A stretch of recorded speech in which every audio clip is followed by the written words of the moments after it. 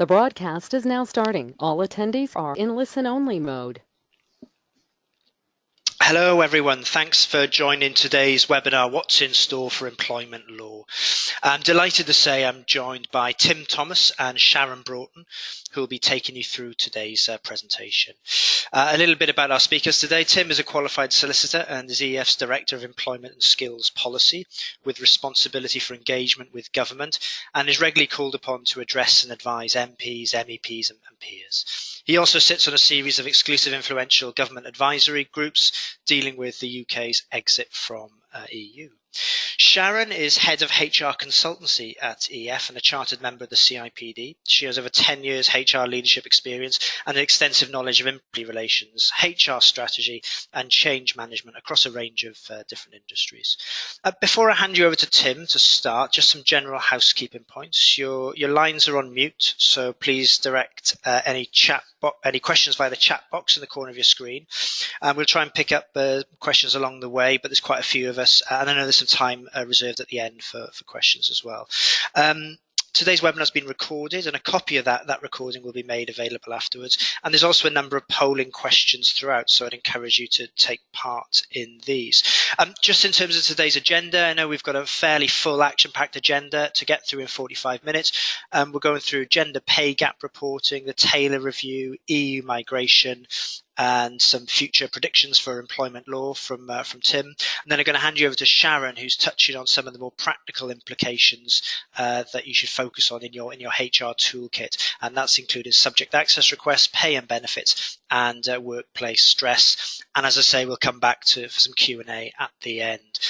So without further ado, I'll hand you over to Tim. Thanks very much, Roger. Let's start with that agenda on gender pay gap reporting. What can you expect next? First up, I'm going to put some figures from manufacturers so you can see what the manufacturing sector looks like. Now we've gone through the first cycle of reporting, and also there is a recent publication from EF, a benchmark document, and we will circulate a PDF to that document at the end to all of you. Let's take a quick look at the manufacturing sector then. 10,000 companies have reported. We believe that's the majority of our sector. They reported on time for later arrivals. Let's look at the numbers. Average mean gender pay gap for manufacturing 13.3%, median 10.2%. A difference there because of course they're different calculations statistically. The official gender pay gap for our sector from the Office of National Statistics is around 18%. So we actually came in a bit lower than the ONS figure. Why is that? Well, because only companies with more than 250 employees reported, and that could explain the difference between our figures and the ONS figures, which is for the economy as a whole. When we look at bonuses, it gets a bit more interesting.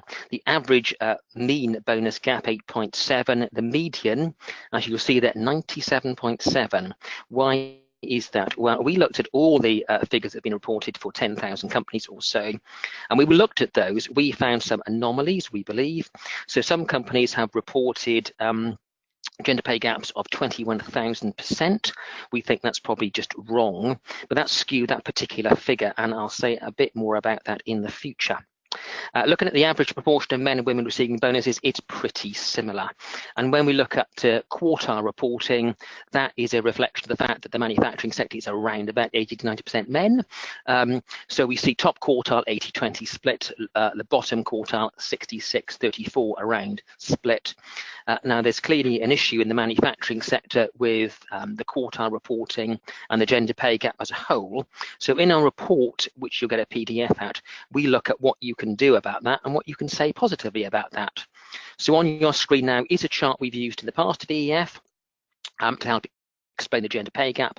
Women tend to be in sectors where there is narrow scope for financial reward. We call it the 5 C's: cleaning, clerical, catering, cashiering and childcare.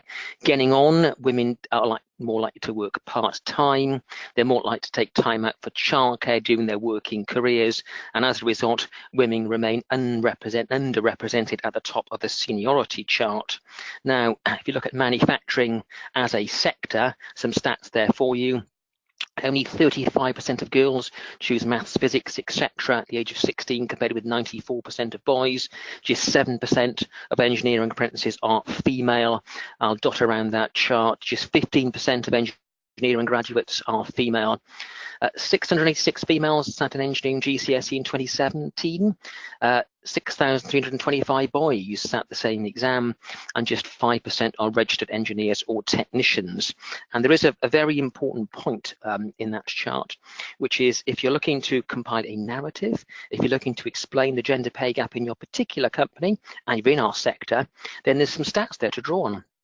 That you can indicate that actually there's a small pool of female talent in the sector in general, but you're doing things to close the gaps, such as trying to recruit more female engineering apprentices or more female graduates. So that link to our report, or the report itself, Roger will circulate towards the end of this presentation.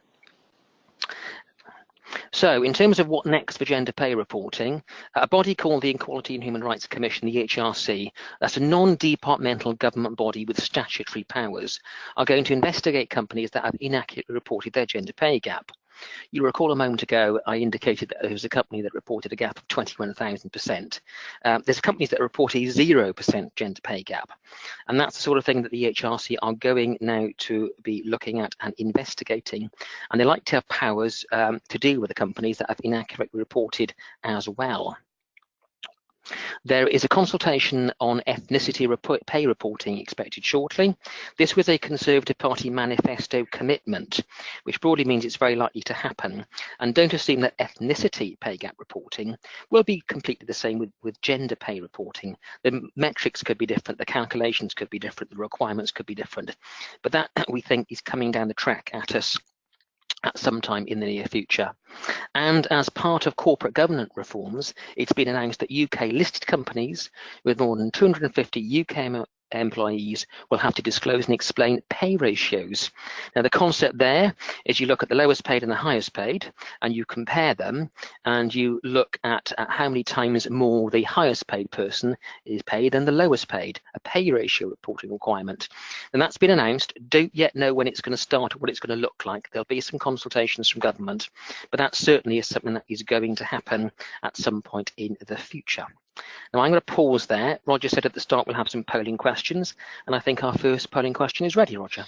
We do. Thanks, thanks, Tim. Thanks for that. Okay, first polling question's up on your screen now, and it's looking at your own gender pay gap. Which of the following areas are you planning to focus on? So some options there to choose from. Looking at your own gender pay gap, which of the following areas are you planning to focus on?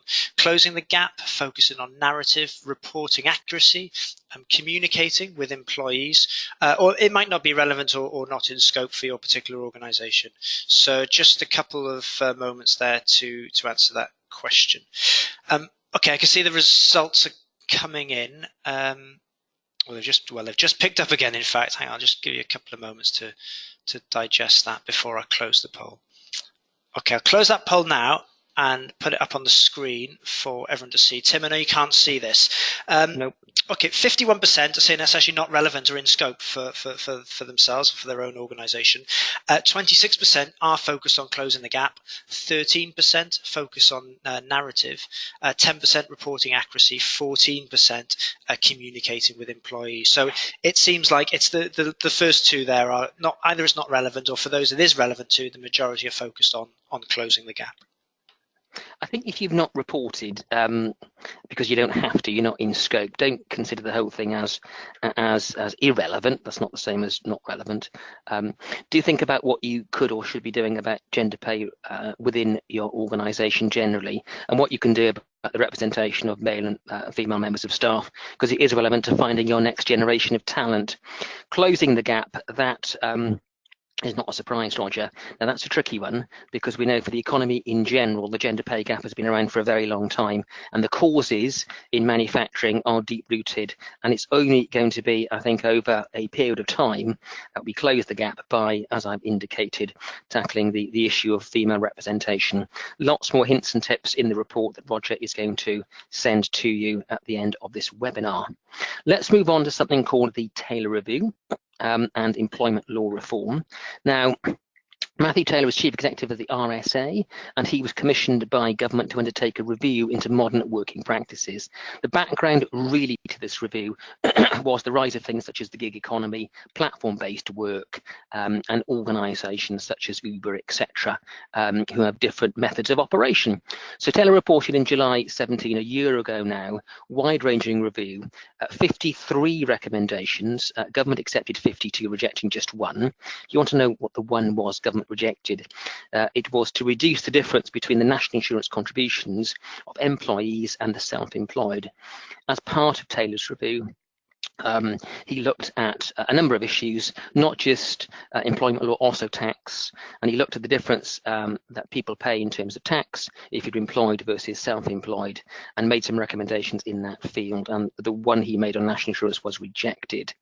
What then happened is government launched 4 consultations, which have closed very recently, as you see in June, on agency workers, transparency, employment status, and enforcement, and there are a lot of things proposed in the Taylor review. This is an area where something is going to happen. I'll go on to explain what those somethings might be in a moment, but this is not an area where there's going to be no change, and the report will just gather dust on the shelves. So what sort of things could we expect to see as a result of the Taylor review that are of concern to manufacturing? Well, an extension of the current right, the statement of main terms, to all workers, not just employees, and an extension of the list, not just to workers, but also what's in the list as well. So it would also have to include more information, such as probationary period, holiday, and sick pay entitlements. Now that's one that's got a lot of traction within government and stakeholders. The next one we've highlighted there, permitting a break-in service of a month without breaking continuity of service. Currently, the period is 1 week. The idea is that people who were employed and then not employed, then employed again, if it was less than a month, their continuity of service would be retained for purposes such as redundancy and unfair dismissal. Also changing the pay reference period for holiday pay from 12 to 52 weeks. Now that one might have a bit more bite with manufacturers. The idea is that if we had a longer reference period, it would even out the lumps and bumps in people's pay over the year.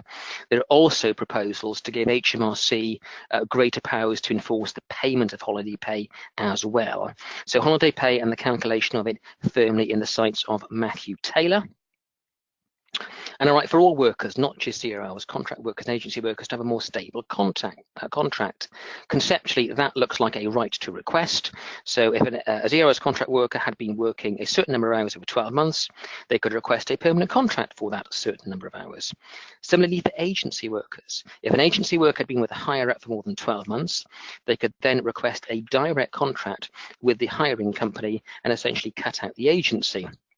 Lots of proposals in the Taylor report on agency workers and the agency worker regulations.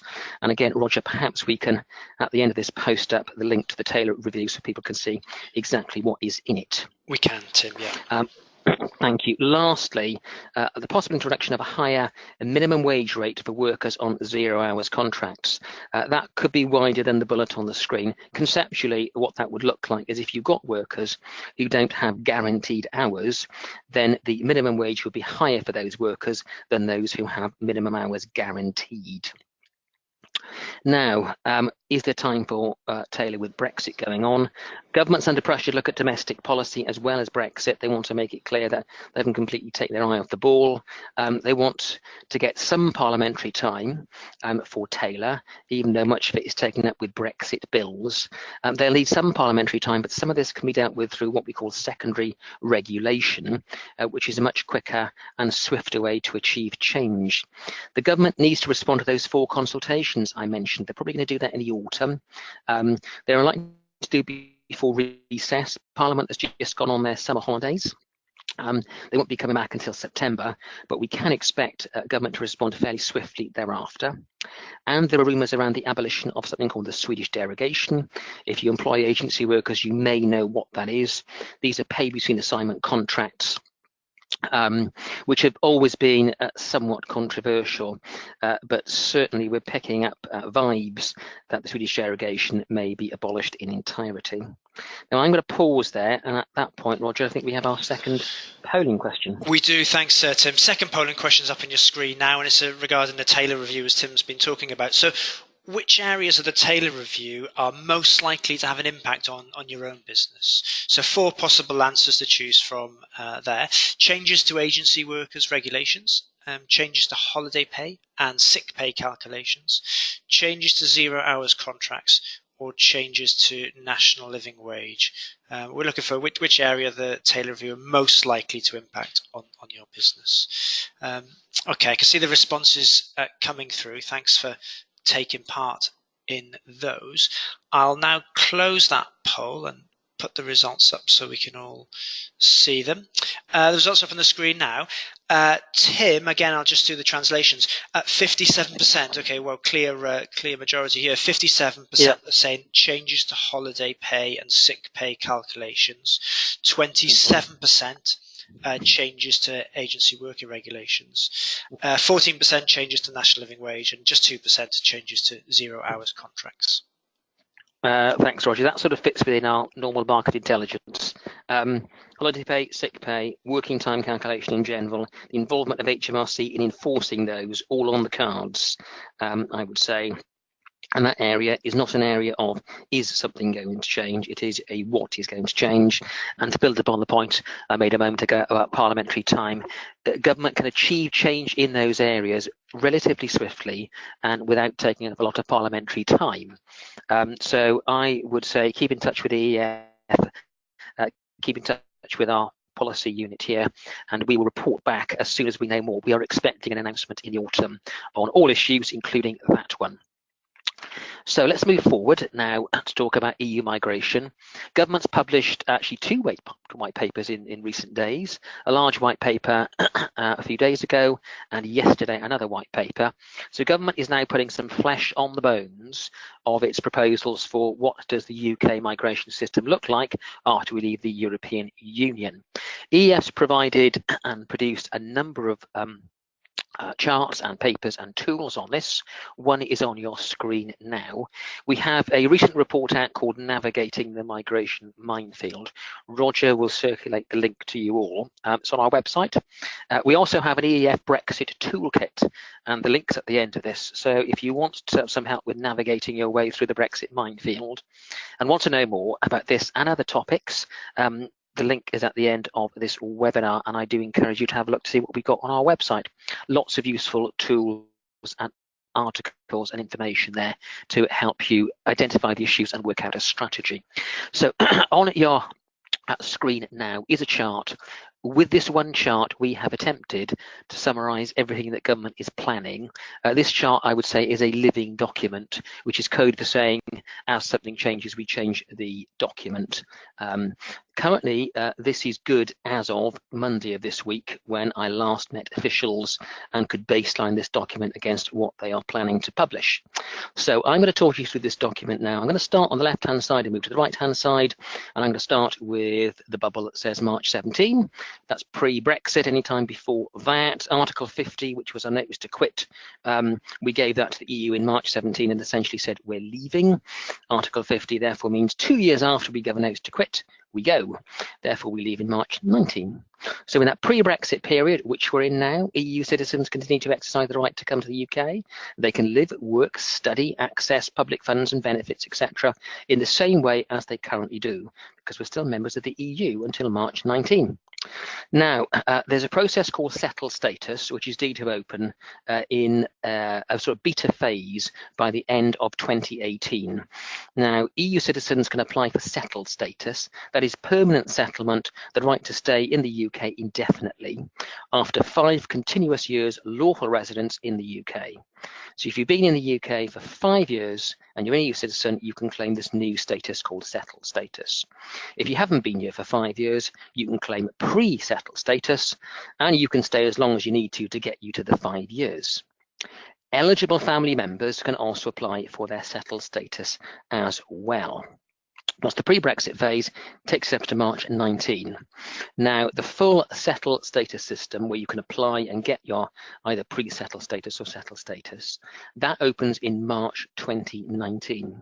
And between March 19 and December 2020, there was a plan for a transitional or implementation period. What is that? It's a status quo period where broadly most things, not just migration, all things connected with the EU, most things will remain the same. And EU rights will continue for new arrivals in the UK up to December 2020. So EU citizens arriving by the 31st of December 2020 can do so as if they'd arrived before March 19. But they're in the same category. They'll have to apply for settled status or pre-settled status in due course. And all EU arrivals need to register if they intend to stay for more than 3 months. So if you're a new EU arrival and you're arriving after March 19 and before December 2020, government has said there will be a registration scheme. Now, on this chart, the only thing we don't know much about is that registration scheme, and we are asking continuously for an announcement, and there's been no announcement yet, save to say that it was announced in a speech by the Prime Minister that there will be a registration scheme that starts in March 19. We have no details at the moment. The rest of that chart we do have plenty of detail on. Now, in that transitional period, eligible family members arriving can also apply for their settled status or their pre-settled status. So essentially, if you look at that chart, all EU nationals arriving before December 2020 are in one pool, and they can all apply for settled status after 5 years or pre-settled status if they got less than 5 years. Post-December 2020, there will be new UK immigration rules. These have yet to be determined. There will be an announcement towards the end of this year. Certainly autumn time, look out for an announcement on new UK immigration rules, and also what we call a white paper from government setting out what those are likely to be. And they'll take effect for all new EU arrivals, affecting their entry, their abilities to work, study, settle, and access public funds and benefits in the UK. So that announcement, as I say, we're expecting that around this autumn time. EU citizens arriving by the 31st of December 2020, as I say, must apply for their settled status or pre-settled status. They have a long time to do it in. They've got until the 30th of June 2021 to apply. That doesn't mean to say to get their new status, they just need to apply before the 30th of June 2021. Close family members with a pre-existing relationship can join those EU citizens. That's a change. If you look at that chart, if you look at the pre-Brexit phase, you'll see it says eligible family members at the bottom. Transitional phase, eligible family members. Post-Brexit transition, close family members with a pre-existing relationship, which essentially means that the class of family members that will be able to join EU nationals in the UK after December 2020 will be a smaller class than we had before. So a very, very brief whistle-stop tour on what the new system is going to look like. Lots more detail in the report that Roger is going to circulate to you. So we have a polling question at the end of this slide, but just a few more points on a white paper published on the 12th of July. This has a section on future mobility, in other words, future immigration policy. High level, lacks any detail, but on the positives, there is a plan to have an ambitious deal on mobility. That's from both sides, but certainly sort of UK nationals travelling to the EU, EU nationals coming to the UK, a broad reciprocal deal. There's the plan to have the mutual recognition of qualifications and a commitment so that we can deliver services into the EU. So you can send your UK-based employees into the EU for a short period of time to deliver services. On the negatives, there's no detail on timing. As I've indicated, the best guess is autumn 18. The language in this paper is again about reducing immigration and control and reducing it to tens of thousands, attracting the brightest, the best and top talent. So it doesn't sound like government has in the forefront of its mind the ability to recruit EU nationals at all skill levels, low to high. And it does rather sound like it's a points-based type system going on in the future. So if you're familiar with the non-EU system points-based, that is the sort of system that it sounds like we're going to be having for EU nationals at some point post-December 2020. And I will pause there and let Roger pose the next polling question. Thanks, Tim. Next polling question's up on your screen now, and it's relating to EU migration. But what percentage of your workforce is made up of lower skilled EU migrants? So that's what percentage of your workforce is made up of lower skilled EU migrants? Less than 10%, more than 10%, more than 25%, more than 50%, or none. That should probably also say none stroke unsure, I guess, as well, for those of you that not in the position to know that. Just a couple of more moments left to complete that question around percentage of your workforce is made up of lower skilled EU migrants.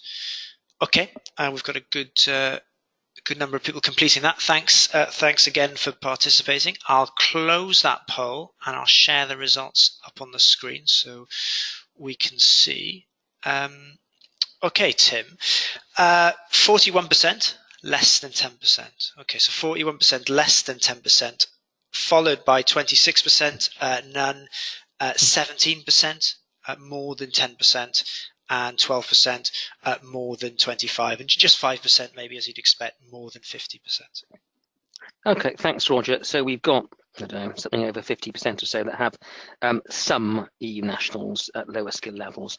The relevance of the question is this, that traditionally government thinks in terms of immigration policy as higher skilled, probably should have said at the beginning, higher skilled is degree and above, lower skilled is anyone without a degree earning less than £40,000. So if you're thinking of what does lower skilled EU migration look like, it's anyone without a degree earning less than 40k a year, which is likely to be a large number of people working in the manufacturing sector. Let's move on to some future predictions now.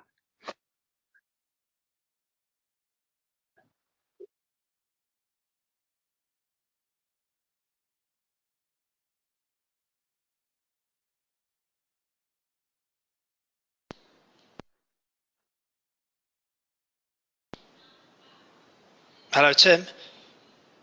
Oh, apologies, Roger. Apologies, I was still on mute there. Thanks for the prompt. Tribunal fees, when will they return? We don't think they're going to return anytime soon. For government to get tribunal fees back up and running, they would need to have a call for evidence and a consultation and some draft legislation, and to get it through Parliament. That takes quite a long time. At best, I guess it would take something like 12 months or so. We aren't picking up no intelligence there's any plan to reintroduce tribunal fees. On the apprenticeship levy, there's a system for the transfer of funds. We can expect some changes to the digital system. Government wants to get all employers onto the new digital system, whether they're small or large. We do expect that to happen, but we don't expect it to happen anytime quickly. And the changes to the digital system, government is considering. I think they're going to bring them in slower time rather than a quicker time. But on the levy, the big thing that government wants to do is to get all employers on the new digital system, whether they're levy payers or not. Shared parental leave, there'll be a campaign of promotion this year. Government did promise a review of shared parental leave. We heard nothing on the airwaves, but the take-up of shared parental leave is extremely low, single figures. So it would not surprise us if there was more of a push for parents to share the leave more than they are at the moment. Grandparental leave, this was talked about at the time of the election. We're picking up nothing that government's going to pick it up and bring it in the near future. So we think that's rather on the back burner. Similarly, with volunteering leave was talked about, but nothing immediately in the offing. The future of the national living wage. The Taylor Review picked up a piece of work on the national living wage, talking about the various rates. There are a number of youth rates there, and there is at least the potential for them to be amalgamated to a smaller number of rates. And what happens to the national living wage after 2020? The plan is to get it to 60% of median earnings by 2020.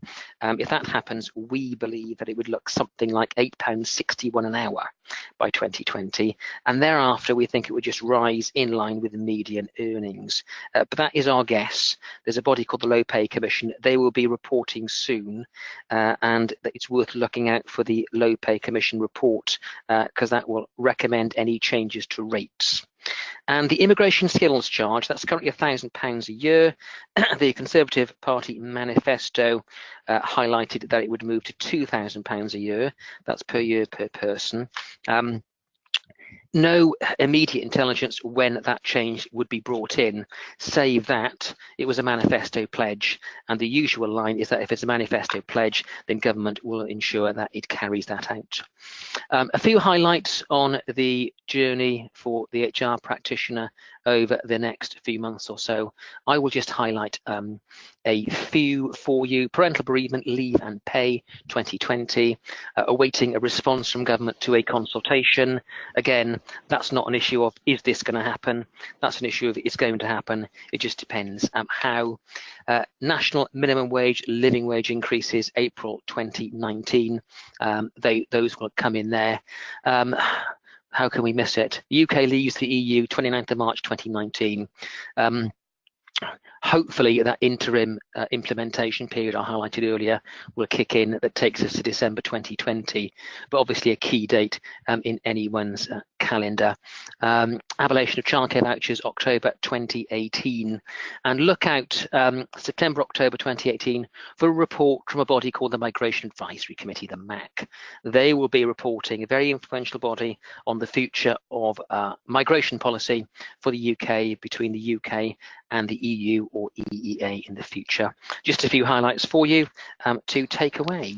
And at that point, Roger, I shall hand back to you. Thanks, thanks very much for that, Tim. Just a reminder, we've got some questions following this, some Q&A. So if you've got any questions for Tim, please do send them through.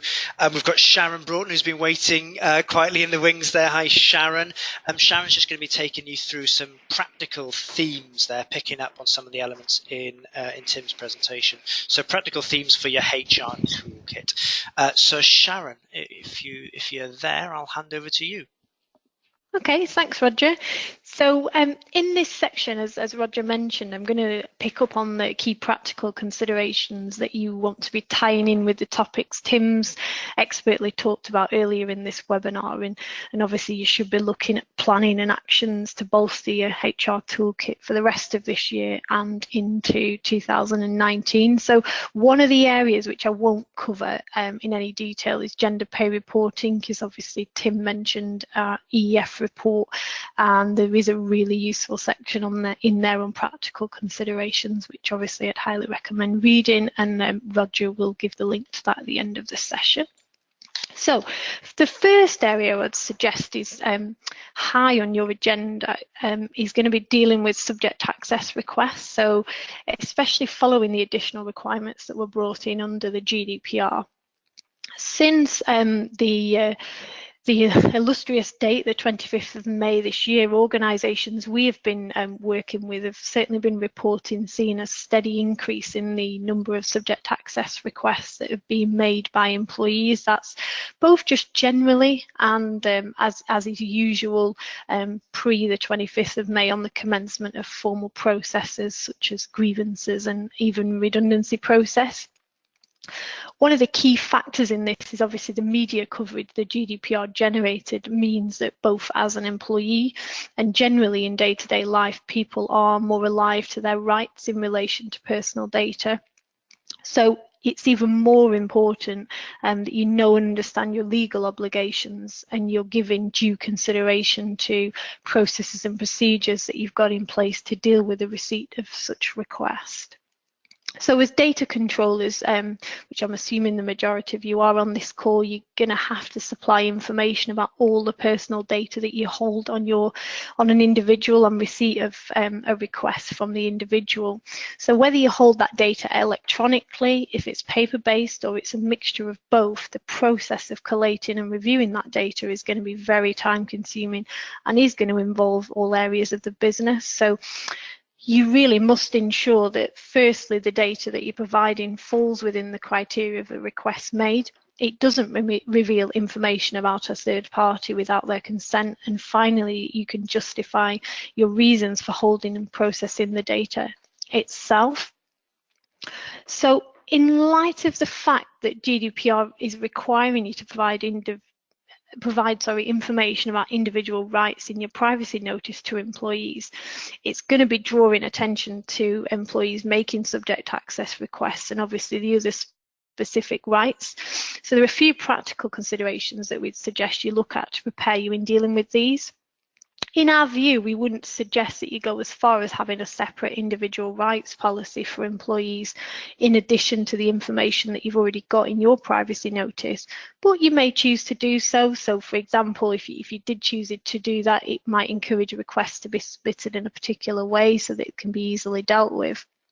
But in order to put yourself in the best position to comply with an individual rights request when an employee makes one, we'd strongly recommend putting in place internal written processes or guidelines for managers or HR, detailing how the request should be handled.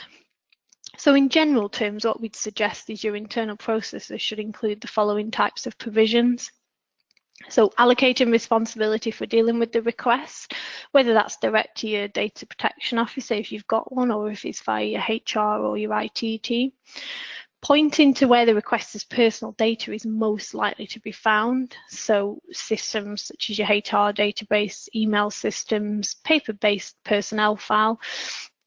As I've already mentioned, the process can be very laborious and time consuming. So if you already have a record of processing, which the ICO does recommend putting such a system in place, that should detail what, where and how the data is stored. And obviously that's going to speed up the internal process of finding the data.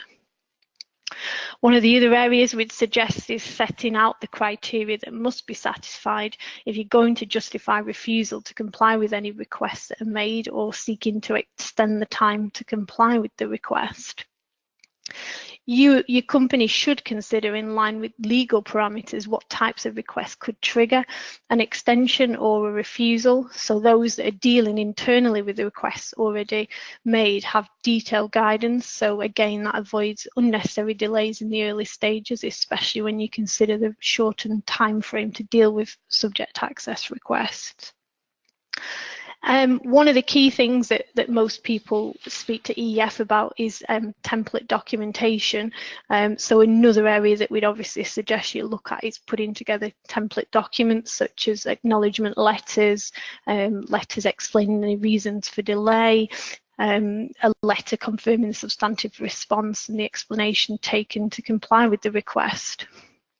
And if anything, this action's going to help your business approach responding in a consistent manner, and as we've said before, helping you deal with those requests in a timely manner.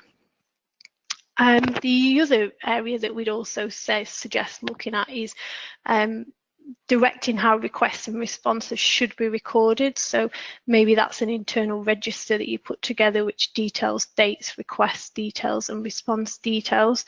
One of the key areas in the GDPR is obviously being able to demonstrate that you've actually done what you've said you've done, so actually keeping records. So obviously something like this record is going to be useful in the future. Finally, what I'd also recommend is that you have internal guidelines on retention and deletion of records. These are going to help you assess if you've retained or you've got rid of any information requested. And it can also help you gather less information in the first place and get rid of it much quicker, which is obviously going to reduce the burden of individual rights requests. So I think we've got a polling question now, Roger, just around data subject access requests. We do. Thanks, thanks, Sharon. Okay, that third and final polling question is up on your screens now, and it's: how confident are you that your business is prepared for dealing with subject access requests? So how confident are you that your business is prepared for dealing with subject access requests? Degree of honesty is probably required on this one. Not at all prepared, somewhat prepared, fully prepared, or maybe you've not thought about it yet. 4 possible answers to choose from. Okay, so a couple of moments left. I can see responses still coming in, so just a couple of seconds left to allow you to complete that polling question before I close it. Okay, thanks for participating in that one, Sharon. I know again you can't see the results, but I'll share them up on the screen.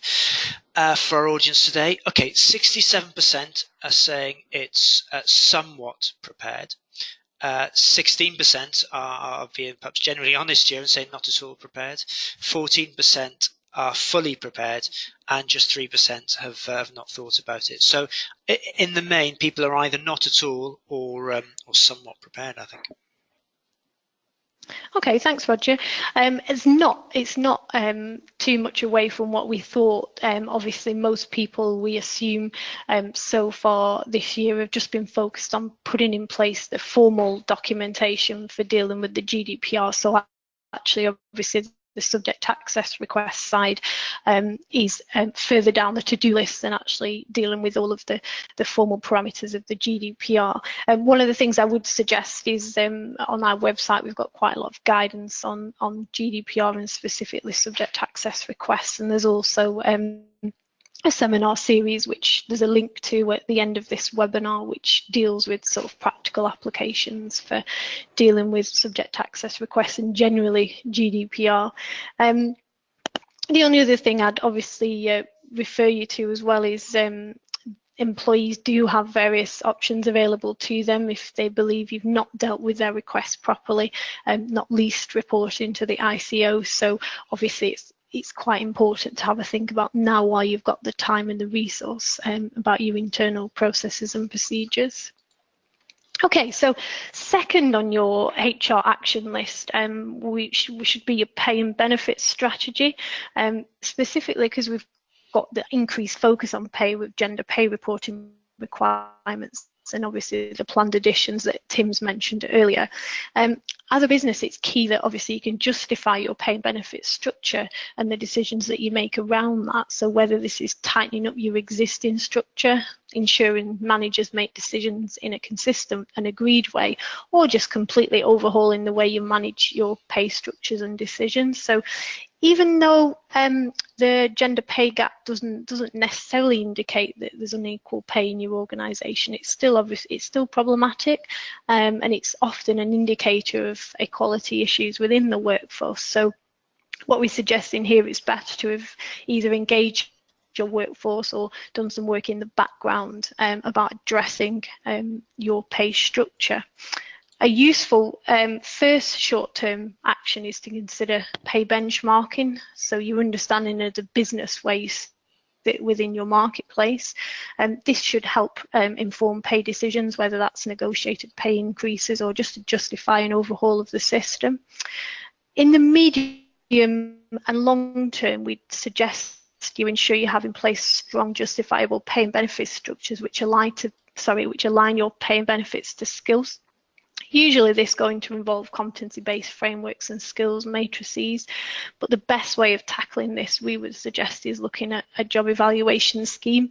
Depending on the size and the resources of your organisation, this may be something that you look at just in certain departments, but obviously the best approach is across the whole business. But you know, we appreciate that sometimes that's not necessarily resource-wise going to work for you.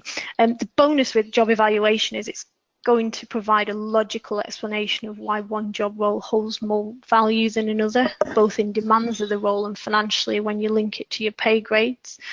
Employee work groups and reps are usually involved, and so it does create buy-in and transparency for pay and progression. And obviously if you've got union involvement, that's going to foster much better relationships, and generally job evaluation helps you look at the personal development and planning process. So finally, just a point that we think should also be high on your HR action list is dealing with work-related stress. So well-being is gaining a lot of attention presently, and one of the most important threads in this is dealing with mental health, not least because of the impact it has on employers if it's not properly managed. You can see there a definition from the Health and Safety Executive around work-related stress. The point of this is it makes an important distinction between pressure, which can be positively managed correctly, and stress, which is likely to be detrimental to physical or mental health if it is prolonged. So, as you've probably all heard, mental health is one of the biggest HR issues faced by UK employers. And according to the Health and Safety Executive, 49% of all working days lost in 2016 to 17 were reported as being due to work-related stress, depression or anxiety. This figure is the highest the survey has reported in almost a decade, and it's steadily increasing.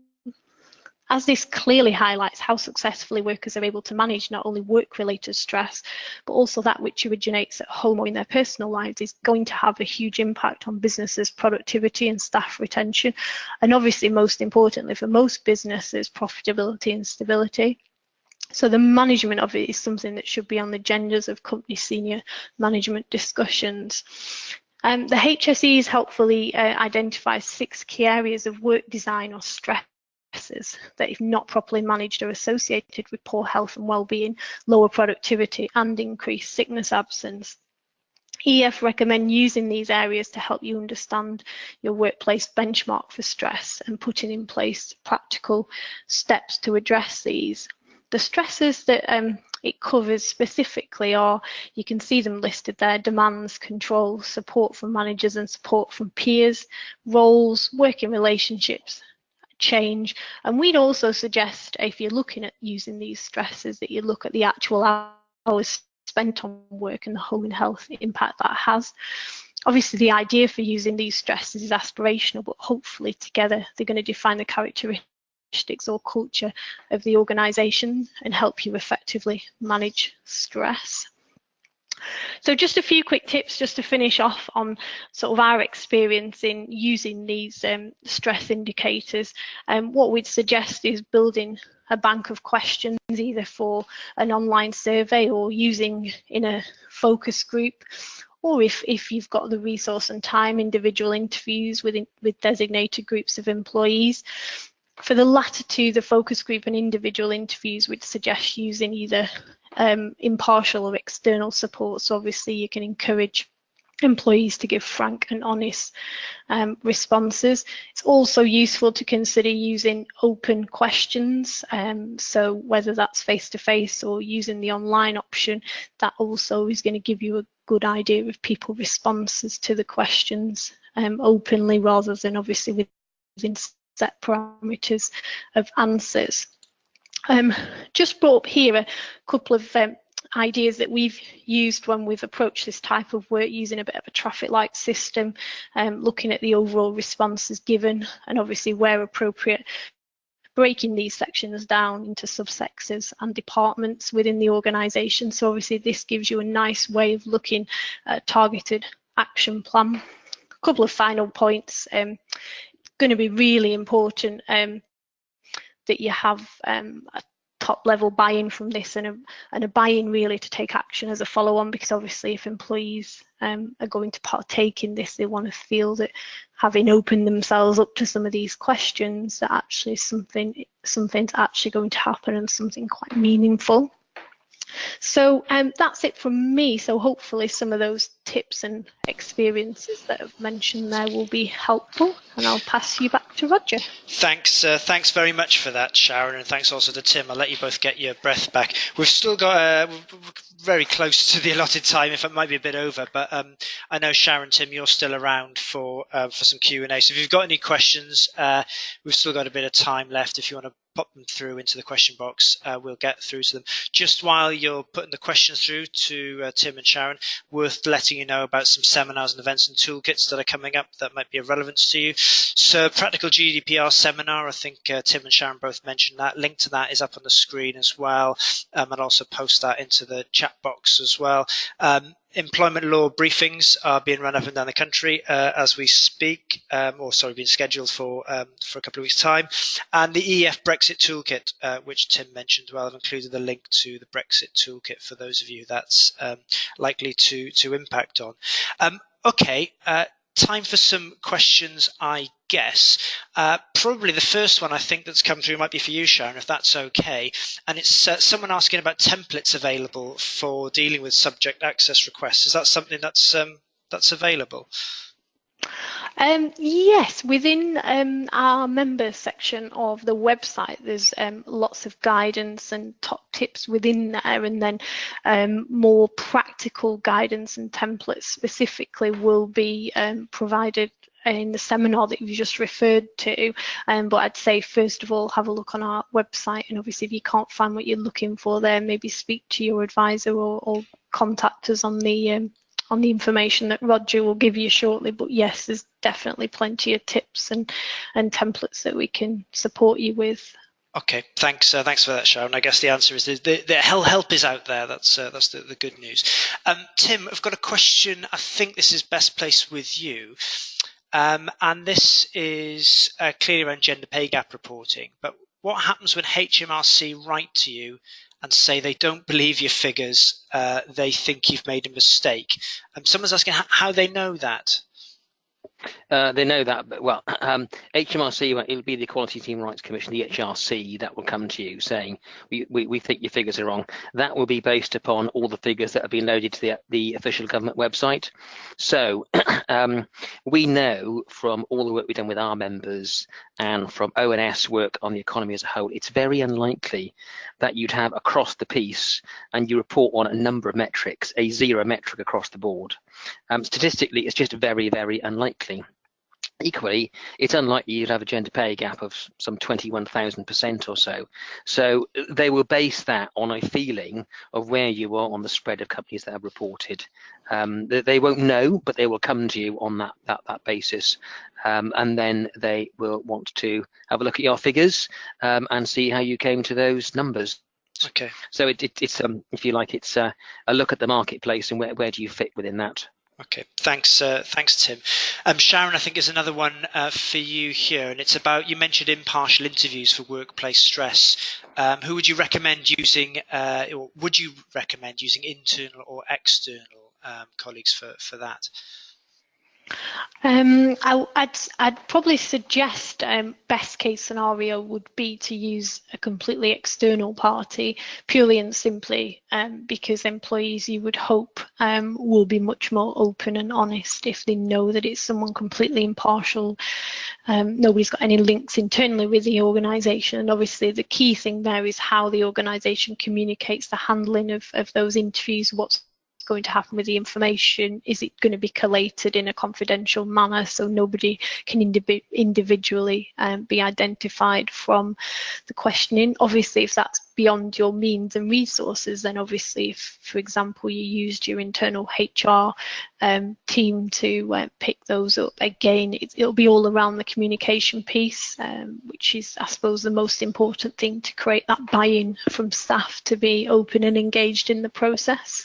Okay, thanks Sharon. I'm conscious of time, but we've got lots of questions coming through. If it's okay with Sharon and Tim, we'll continue to plough on through as many questions as we can. We've still got folk dialed into this session. I also should remind people on the webinar that after this webinar, there's a short polling question. It'd be great if you could get your feedback via that sort of polling survey, if you like, to get your feedback on today's session. Tim, I think this one's for you. Will employers be required to check EU citizens have the correct settled status? Not before June 2021 is the plain and simple question, because it's not until June 2021 that any EU national needs to have even applied. So no changes to current right to work checks until at least that point. Okay, thanks Tim. Sorry, Tim, there's another one here it's got EU written on it, so I'm guessing this is you. But sure. If an EU employee doesn't apply to settle, what will that mean? Yeah. So can we no longer employ them? No, that means that they can stay, live, work and study in the UK until December 2020. In reality, the way I understand that they will craft the rules in due course is that that person will be able to be lawfully employed until at least June 2021, because as long as they were in the country before December 2020, they've got until June 21 to even apply for settled status, which means that it's not until after June 21 that you know whether they have or haven't applied for that status. There's a great piece in our toolkit and some communication tools around this, because clearly there is a link between EU nationals applying for settled status and an employer being able to discern the fact that they want to stay in the UK permanently. Now, it is a delicate balance, and employers need to be careful on what they say, but I've done some work with EEF members, large and small, so that they can elicit certain useful information around this area in a completely compliant way, which helps their business planning. So if that's an area, if you've got EU members of staff and you want to either communicate the scheme to them, or you want to find out how you can get some more information, the sort of HR data that you're really going to need, get in touch and we can help you with that. Okay, thanks, thanks, Tim. Sharon, there's a couple of questions for you, but just what, Tim, while you're on the line, there's just one which I'd like to put to you as well, and this is from someone that's checking their understanding of the childcare voucher scheme, which you touched on. So, will the childcare voucher scheme still be in existence after October this year, although not open to new members? Our understanding is that it is in existence, but just not open to new members, okay. And that essentially it's a run-off system. But we can get dot and comma Roger on that and recirculate it. Brilliant, thanks, thanks, Tim, for that. Okay, there was another question here. Just bear with me for a second, Sharon. Okay, this is a question around, you mentioned workplace stress questionnaires. Is there such a thing as a template available for workplace stress questionnaires?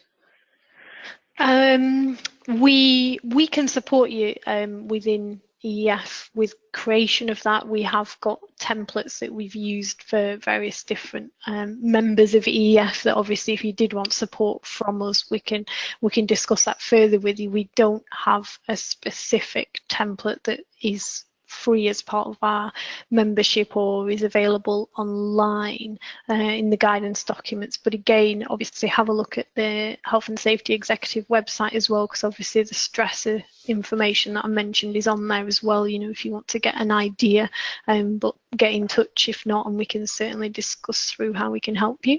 Okay, I guess that solution's tailored to each individual company, I suppose, and it's not. Absolutely, yeah.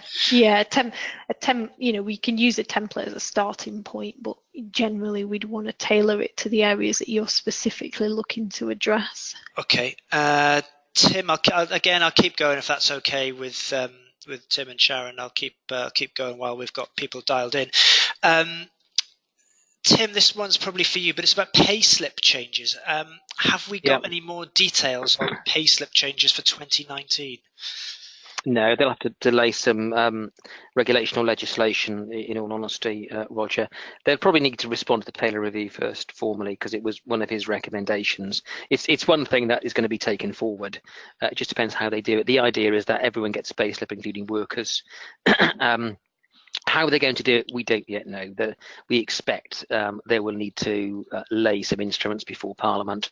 That's not going to happen now because Parliament's not sitting. So the answer is you keep tuned to EEF. We have alerts and bulletins that we put out.